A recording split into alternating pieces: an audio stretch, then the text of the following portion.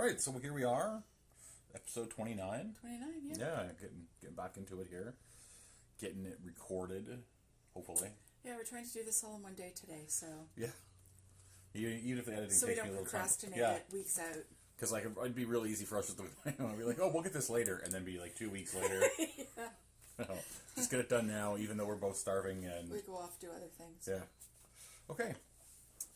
All right, so... Oh, just before we get into it, I do want to say, because we're in the new digs, I actually don't have the turntable set up, so the albums that we've all listened to so far, until otherwise noted, are all listened to on Spotify, so I'm not going to be able to give we're not going to be able to give an audio quality rating, so just so people know it's Spotify, and it's also kind of made something interesting already, but we'll get into that. Yeah. So, okay. So, today's episode, the Thompson Twins, Into the Gap. The second album is Don McLean's American Pie. The third album, the Beatles, Sgt. Pepper's Lonely Hearts Club Band. Mm-hmm. What a rabbit hole that was. Anyways. Yeah, there's a lot. The Thompson Twins were a British pop band formed in 1977. Initially a new wave group, they switched to more mainstream pop and became very popular in 1983 with a string of hits in the UK, the US, and around the world. Mm-hmm. They changed their sound and band name in 1993, but permanently disbanded in 1996. Into the Gap was their fourth studio album released in 1984. Fourth, eh? The name of the Thompson Twins came from a comic strip called The Adventures of Tintin, and there were two bumbling detectives in that comic strip called Thompson. So at one time the band had as many as 7 members, but they're most known for the trio that we see on the front of the album. 7 members, so this would be what I would think of them. Yeah, and same here. I wouldn't have thought there were more than just the 3 of them in the band. Although you do have to have people to play other instruments, I suppose. Yeah, we'll get into that. They became prominent in the U.S. during the second British invasion, and in 1995 they performed for Live Aid and broke up shortly after that. The producer of this album was Alex Sadkin. He was an American producer, which kind of surprised me.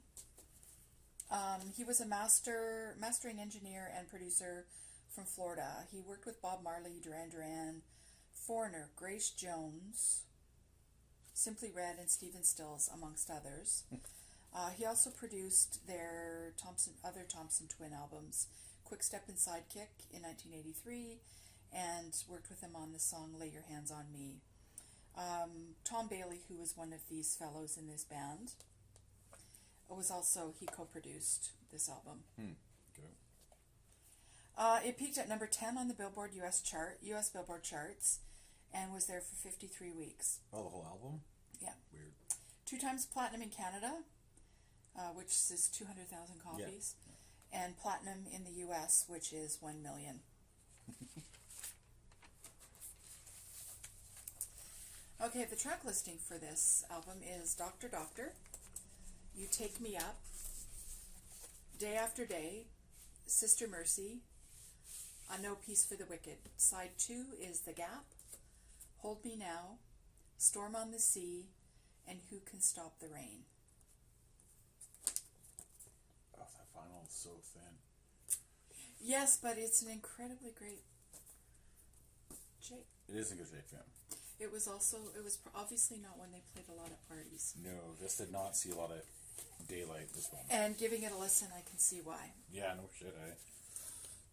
Yeah, it was funny because you were mentioning that they had 7 members at one point or whatever, and listening to it, you would never guess that it was more than 2 or 3 in a room with like a synth and some shitty electronic drums and like and a bunch of noisemakers. Yeah, it sounds so empty and hollow and I would never, like I said, it was probably just these 3, but yeah, there's not much to their music. There's not much depth or anything. But no, and it was panned by the critics pretty much, and it should be. But I don't know what I might have mentioned it before, but it became one of their biggest hit. commercially successful albums. Like I said, that's not saying much. So are we on to me? No. Okay, We're sorry. still talking about the album. We're still going to talk about, okay. Yeah. Yeah, like I said, it's kind of hollow, and the fact that this was the biggest success, like, 4 albums in, maybe you should just stop doing it. I guess they took the hint eventually, but, yeah, like you said, other than, you have your hits, I'm going to go to my notes here for the, because I kind of put it in a different spot. So some of my notes is just that it's painfully 80s and generic. Like, honestly, it could be any background. If you're making a movie that takes place in the 80s, you could have some of this on in the background, and you would never guess who it was. It was just so middle of the road. Definitely. Okay, now here's a bit of an issue, too. We talked about listening to it on Spotify, because the Spotify order is a different order than what's on the vinyl. Yes. So we were listening to the vinyl, or we were listening to the Spotify and looking at the vinyl going, what the fuck's going on? These aren't the right songs. Yeah.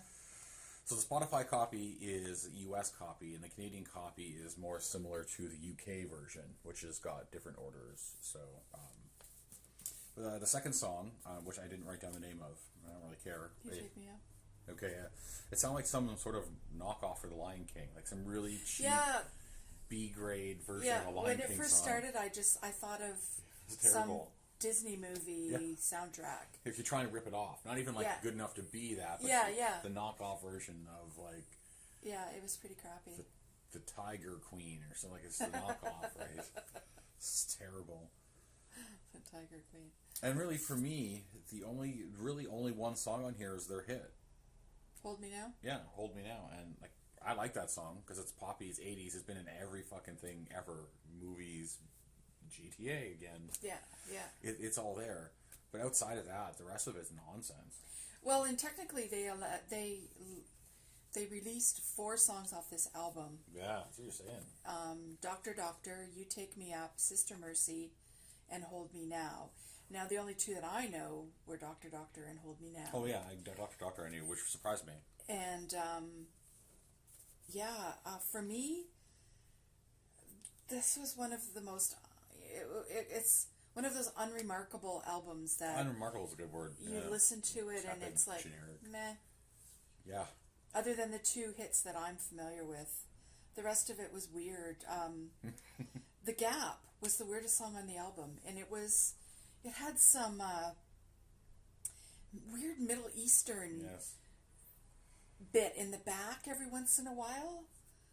In the background. And it just was strange. Because the rest of the song was really poppy. Yeah, well, it's all like kind of poppy generic, and that kind of goes with that Lion King song. It's just like it doesn't really work at all, and whatever. Yeah. Okay, so go ahead. So yeah. Okay, I'll go back now. Okay, so yeah, like I said, Into the Gap, Thompson Twins, Canada '84, Arista? I guess, Arista, I'm saying that. Okay, it's catalog number AL88200. Like I said, it's original. The inner sleeve has a disc mastering credit for Ted Jensen, but on the actual album it says that it is not Ted Jensen. That is somebody else that actually did the mastering. So, crazy. The etchings indicate otherwise if I have. So cover photo by Paul Cox. Inside photo.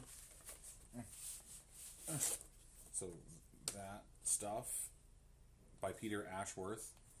Art direction was by Alana, which is actually one of the band members. Yeah, and a dude named Nick Marchand. Yeah, and I can't find anything about him. And sleeve design was by they want to be labeled as Satori 14, but it's actually a dude. So okay. Paul was a British photographer, still active, worked on many artists such as Flock of Seagulls, Pretenders, Def Leppard. I couldn't find him on Instagram. I looked. There's a lot of Paul Cox. Accounts. Oh, interesting. So I know he's still out there and doing stuff, and I'm sure he's up. I just didn't have the time to go and really seek it out. Yeah. So Flock of Seagulls, Pretenders, Def Leppard. Peter Ashworth, a British photographer, still active, worked with artists such as Soft Cell, Depeche Mode, and recently on John Hopkins' Late Night Tales, which is an album that we listen to, because we listen to John Hopkins. Right. Which is very chill. I do recommend John Hopkins stuff. If you like a chill electronic kind of stuff. You'll dig that. So he's still active. I think he's 1,000,000 years old. And so, like I said, Nick, I couldn't find anything about him at all. The only thing is, like, he worked on a couple other bands, but like no bio information. So he worked on stuff for Meatloaf, Motorhead, and the Stranglers. And like you said, Alana was the band, or is the band's percussionist and lyricist. Yeah. And then she also did, she's got, like, she had a lot of credits on Discogs. And she's also an art director. She did, yeah. So Satori 14, we're going to go with the guy who actually did it out of that design house. His name is Andy Airfix. Yeah, I mean, definitely a big name, but he done a ton of shit. He died in 2018, so just last year. Oh, wow. Yeah, he's a British photographer, worked with, on Metallica albums, GNR, David Bowie, so yeah, stuff like that. Condition, outside, it's in good condition. Oh, yeah. It's got a tiny little bang in the corner bang here. in the corner. But I'd still consider that good condition. Like, the vinyl's pretty much new. Like, it's never been used. It's been played once. The sleeve is in good condition, not ripped at all. So out. yeah, so I said it looks new. Why'd I buy this shit? Audio quality unknown, because like I said, we are listening to it on Spotify, and of course it all could sound better than some vinyl. I'll grab that. So yeah, that's me. Yeah, like I said, I looked some of those guys up and couldn't find them on social media, but I'm sure they're out there. This has got to be one of the most uncomfortable couches to sit on. Yeah, it's not great for that's why we need those pillows. Yeah. So, rating. Oh, cost or resale value. Okay, resale value. In its worst condition, $2. In its mid condition, $5. And in its mint condition, $11. Yeah, I can see getting 11 for that. If somebody's really that desperate for some 2 songs on an album. I think I will use it for an art project. Probably the best thing that could happen for it, or to it. So. For me, I just have Dumpster? it under Dumpster, yeah. Dumpster Cell says it just doesn't offer much beyond the one song. Yeah, and if you want to listen to them, that one song, go look for an 80s compilation, put it on or a look playlist. for their greatest hits. Yeah. Put on a playlist on Spotify. Yeah, it's nuts. And I just outlined how terrible that Lion King knockoff song is. It really bothered me. Oh, my book's falling apart. Okay, that is it for the Thompson. So Thompson twins are down. I already threw them down. Next album, Don McLean, American Pie. Don McLean III is an American singer and songwriter, best known for his 1971 song hit American Pie, which was an 8.5-minute folk rock song. Mm-hmm. American Pie was his second studio album, released in 1971. It reached number 1 on the Billboard 200. The album was released to much acclaim and has been included in the Book of 1001 Albums You Must Hear Before You Die. So there, we've heard it now. Yeah, we have. The song American Pie is number 5 on the list of, and I trailed off. It's on the list of most influential songs for the last 100 years. Yeah. Just have nothing there. It's on a list of blank. The album reached number 1 within 2 weeks of release and was certified gold within 6 months. It spent almost a year on the Billboard charts, and he's dedicated the album to Buddy Holly, because we all know that American Pie really is his ode to the deaths of Richie Valens, Buddy Holly, and the Big Bopper. Oh, some of it. Yeah. He gets mad that people think it's just about that. Yeah. So that's kind of his thing. So dedicated to Buddy Holly. Mm-hmm. It was produced by a fellow by the name of Ed Freeman. He's a producer, arranger, musician, photographer, and he worked for Columbia Records during the 70s. He's also produced albums for Murray McLaughlin, Carly Simon, and he's now a commercial photographer with an account on Instagram. I found him on there very easily with some pretty cool photos. So check him out. The track listing: Side 1, American Pie, Till Tomorrow, Vincent and Crossroads. Side 2 is Winterwood, Empty Chairs, Everybody Loves Me Baby, Sister Fatima, The Grave, and Babylon. I really liked this album. Yeah, you mentioned that a couple times. It's definitely better than the last one. Like, there's no question. It just reminds me of like a Simon and Garfunkel album, though. I mean, yeah, kind of. To me, it's just like, I hate to keep using the word generic. I mean, American Pie is, for all the research is just like people tend to label it as a baby boomer anthem. But and Vincent too was another one I was surprised. I didn't realize that's what it was called. I didn't realize that's who did it. Oh no, me neither. But I know that. Starry, I know that Starry song. Night. Yeah, totally. That's what I thought it was called. And I thought it was by somebody else entirely different. No, and he actually wrote all the songs on them. I thought it was by what's his face, fucking James Taylor, actually. No. Oh, crazy. Does he cover it? I wonder. Nope. I don't think so. Don McLean. I laughed when I saw his discography because there was like 20 albums there. Yeah. And the latest one was released in 2018. Somewhat recently, yeah. And I just thought, really? Mm-hmm. I thought this album was going to be a one-song thing, and then once it was over, it was just going to be like drudgery to get through. And for me, it wasn't the case. No, it turned out to be better. I agree with you, especially compared to the Thompson twins, just empty calorie nonsense. Yeah. It's there's two songs, and then the rest, but at least the rest are decent. Like you said, it's something you could put on in the background. It's definitely not loud. Yeah. It's not loud screaming. Yeah, it's not. It's American folk folk it's rock. not in your face. It's, it's also like one of the notes I wrote here is, when I laughed when I saw the 20 albums, and I wondered how he was relevant to be able to do that. But this album it's thoughtful, full of great lyrics and quiet sound for the most part. I love the song Vincent. Didn't know it was him. Didn't know it was called Vincent. And it's about Vincent van Gogh. Mm-hmm. Goth. Yeah. And there is this song on this album called Everybody Loves Me Baby. And I thought it was just so out of place compared to the rest of them. it. Yeah, it kind of is. It is a little weird. It's more upbeat. It's loud. It's obnoxious. It just, to me, didn't fit. I wonder why they put it on there. If you're gonna have something like that in the album, then why not just have it like the last song? Yeah. Finish off with something stronger, or louder, or maybe a little faster compared to but the rest. But it was weird. Smack dab in the middle of the side of side 2. That's weird. And so like I said, I really like this album.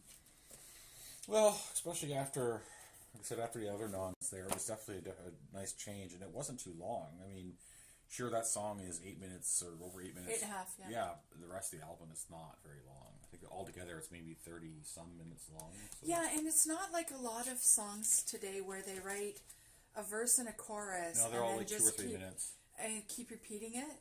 Well, like the Thompson twins. Yeah, I didn't find it repetitious in the lyrics. No, not really. And... I mean, some of it kind of sounded similar. Like they used some similar stuff from American Pie, kind of reused some of the riffs or whatever. But yeah, generally I agree with you. It wasn't these long drawn out pop songs. Like I said, they're maybe 2 or 3 minutes long, so they're short.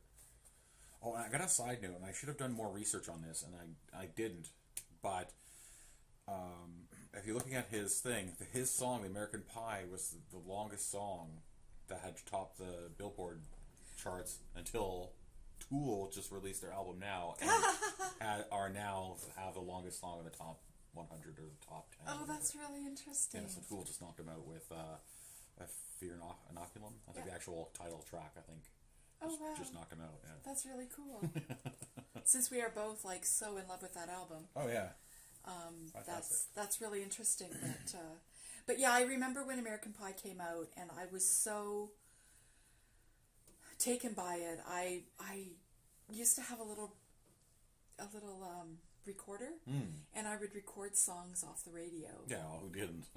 And I would play this thing over and over and over, forward, reverse, so I could write down the lyrics. So I knew, and I learned the lyrics. And to this day, I can probably sing it word for word. I've forgotten a lot of really important stuff in my life, but I know the lyrics to American Pie. That's what it goes though. Especially when you start hearing it, it's like you can just repeat it all. Yeah.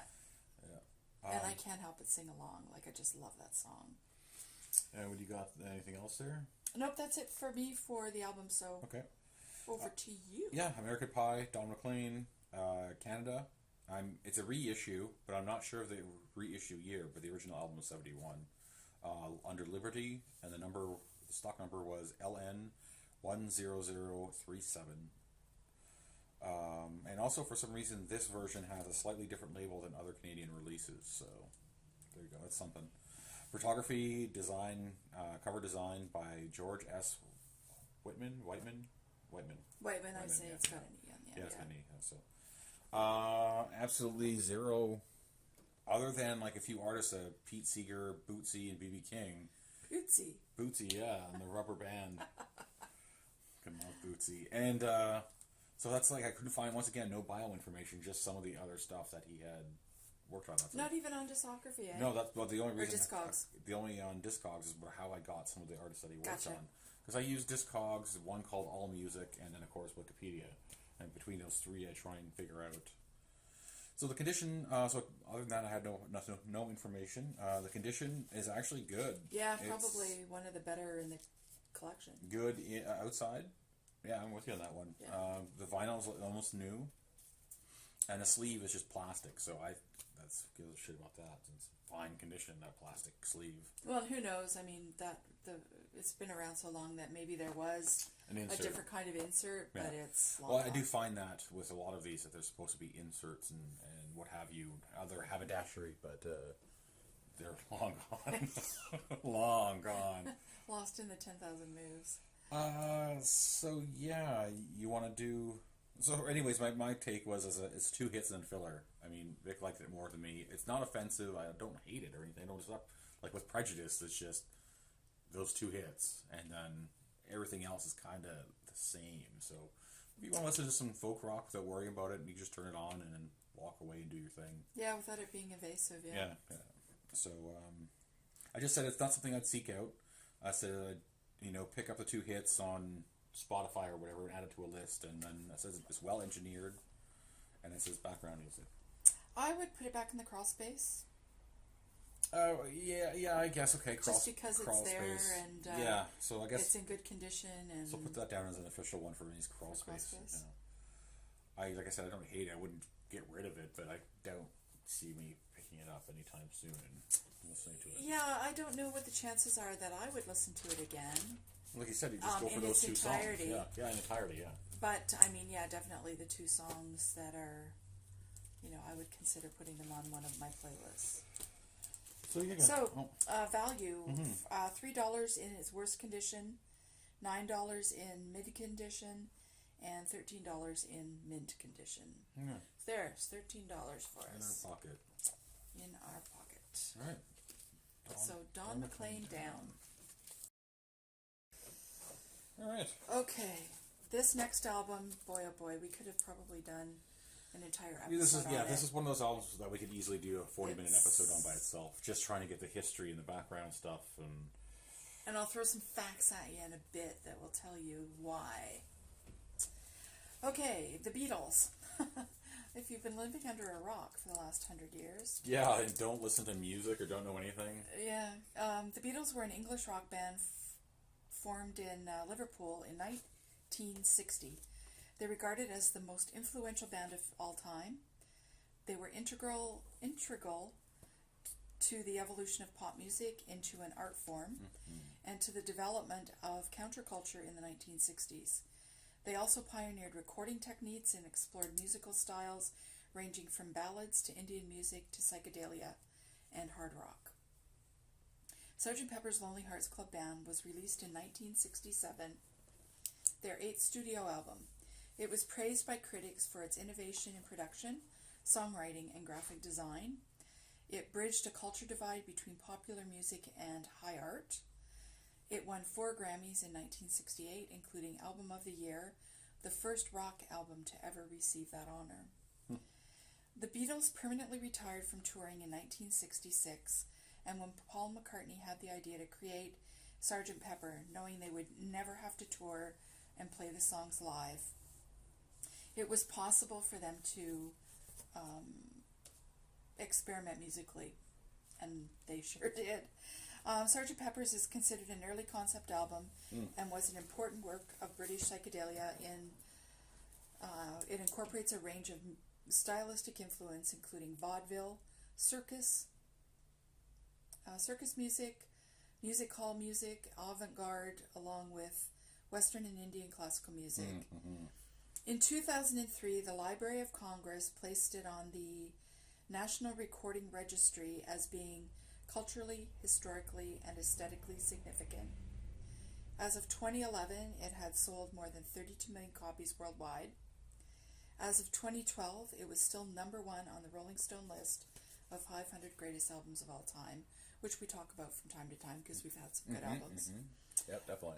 It has been called the most important and influential rock album ever recorded.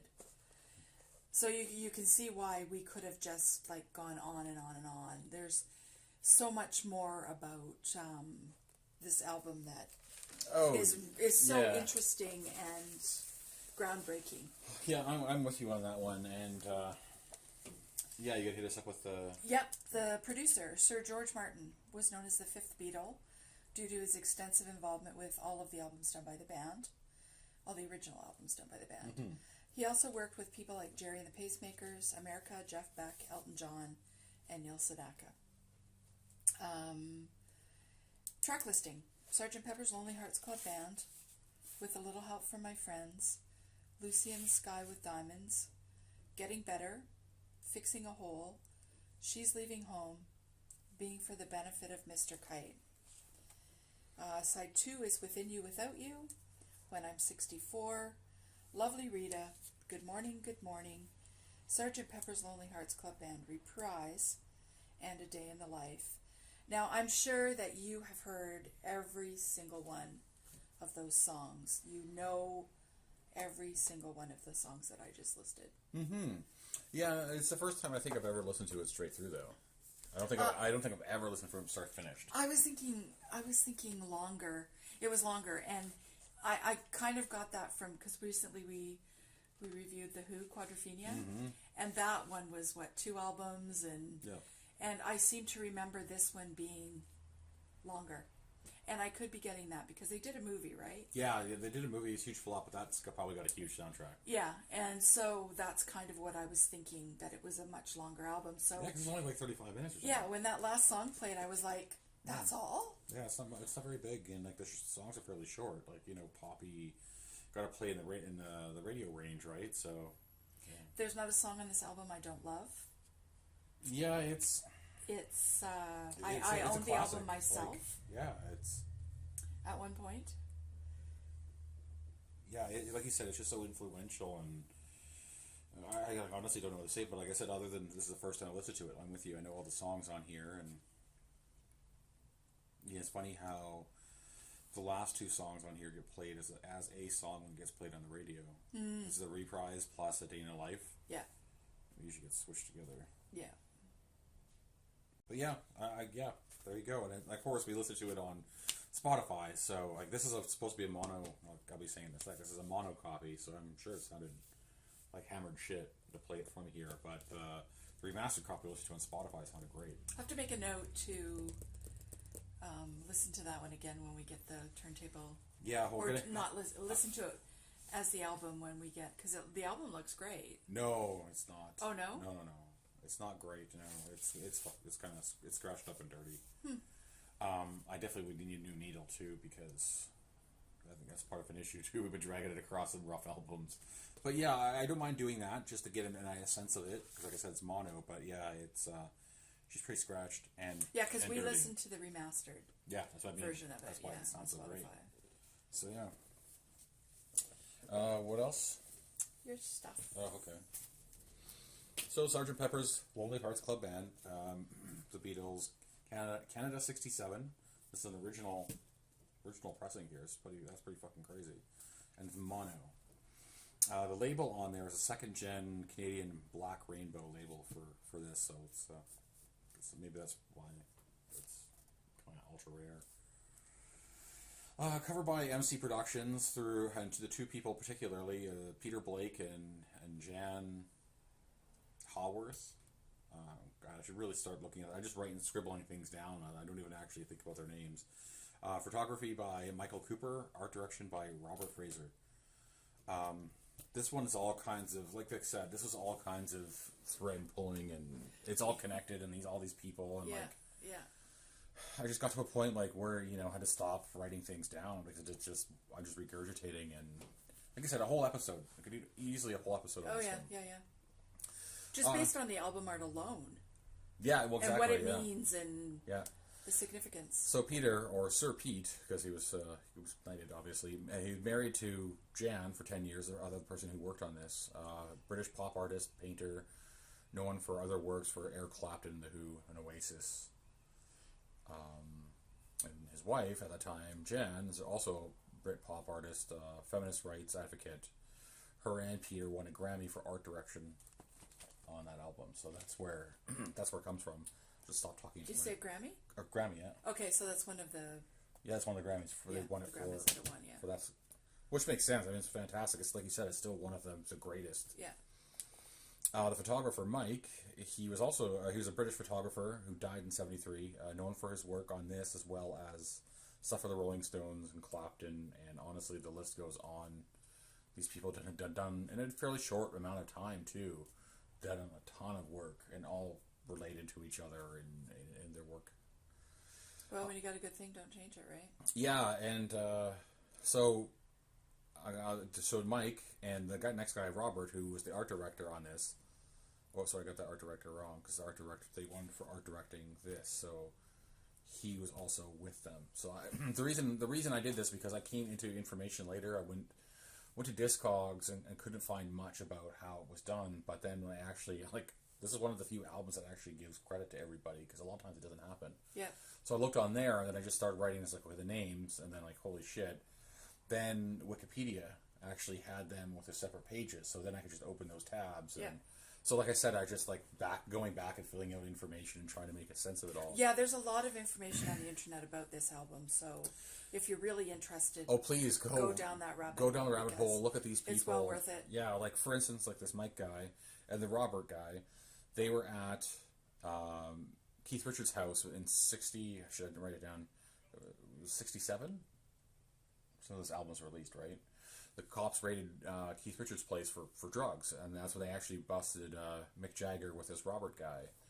They ended up being charged for it, but he was there. It's all these people hung out.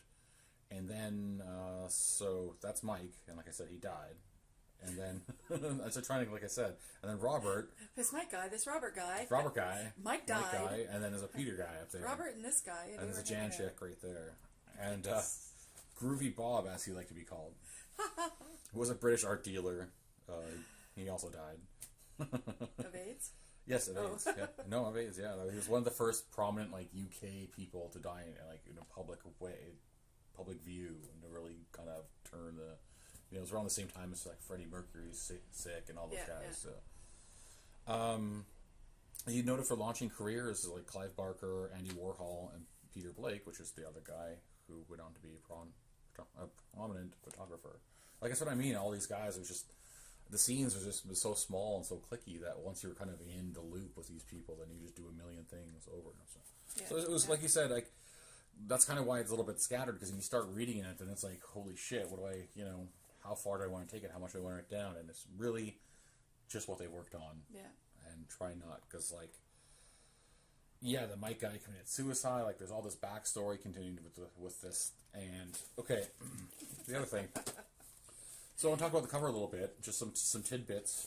I'm gonna throw down here. Yeah. Okay. So you have the four. They're the only four real people in the shot. Everyone else is superimposed in. No. So they're all wax figures. It's the Beatles from A Hard Day's Night, but they're the wax figures from Madame Tussauds museum. So they're there. Marilyn Monroe's wax figure. Everybody else is a life-size cutout, cardboard stand-up cutout. Oh, they're all standing there behind them. They're not just put in, not digitally. They're not put in afterwards. That's an actual shot they staged. Yeah, because back then that would be probably their only choice. So these are all life-size cutouts of the people they got and put behind the band. How neat. So there's tons going on here, and it gets quite in depth about some of the stuff.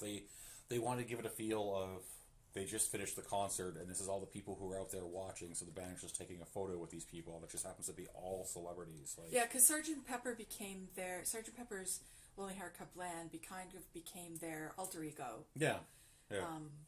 So they got all these famous people and actors and musicians, and so yeah, it's quite the fucking thing. And I think about this. I didn't read anything about this part at the back, but what was that thing about Paul McCartney being dead? So very good. He's the only one with his back turned. So that's maybe what it means. He's been dead the whole time. Yeah, funny.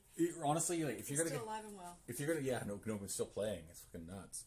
If you're gonna listen to this album, you might as well go down the rabbit hole at the same time and just start looking and following along, because influential doesn't even really begin to. Yeah, that line here, like I said, one of the most important and influential rock and roll albums ever recorded.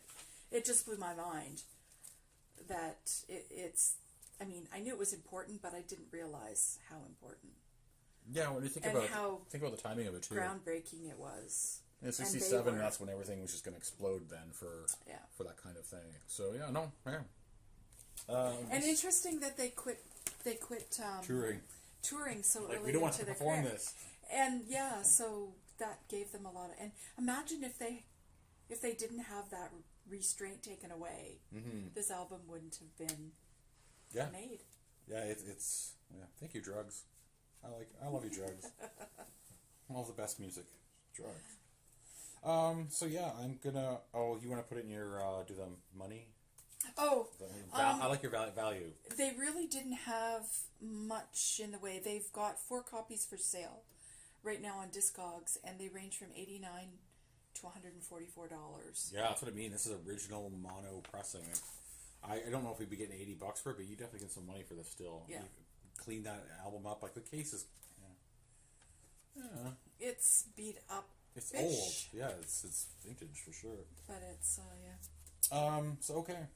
For me, it's a must-own collection. Like it's like history book. Like you gotta have it. Yeah. And if you don't, why don't you? Go buy it. Yeah, that's it. Must-own collection. The condition. Sorry, just go real quick. Is I have the cover as poor / moderate because like it's not ripped. It's just worn. The sleeve, there's none, and there should be. And the vinyl is in poor condition. Even with cleaning, it's going to be scratched. So, Beatles down. Beatles down. Okay, so for me, must-own collection. Would you have? Same. Yeah. Oh yeah, same. And it would be one that I would consider investing in. Yeah, for sure. Getting a proper, like a new remaster, heavier vinyl. Yeah. Yeah. Now, when we moved, we've lost all of our notes from our previous episodes. Yes. And even our little outline as to what we used to, we used to follow this cookie cutter way of doing things, and so we didn't have this time. We're kind of winging it. We're struggling with the new setup, trying to figure out the best way to do it. So, thanks for watching, Thanks, and guys. We'll see you soon. I hope with episode 30. I have no idea what it is. No.